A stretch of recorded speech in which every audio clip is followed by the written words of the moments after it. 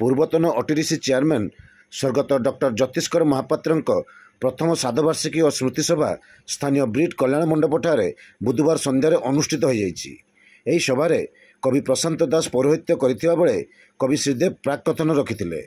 अध्यापक संजीव महांती, बीजेडी नेता अजय नायक, संतोष अगस्ती प्रमुख अतिथि भाव जोगदे स्वर्गत महापात्र स्मृतिचारण करथिले। एही अवसर में एक आलोचना चक्र रे अतिथि श्री महांती पाकिस्तान वैदेशिक नीति रे आतंकवाद एक उपकरण न हेउ विषय रे वक्तव्य प्रदान करथिले। शेष में स्वर्गत महापात्र कन्या मेघना मनस्विनी महापात्र धन्यवाद अर्पण करथिले।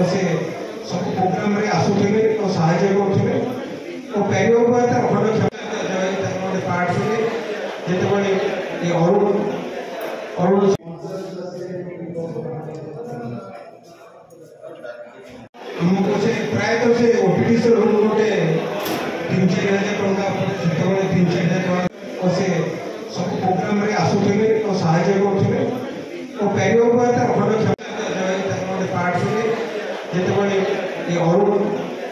अरुण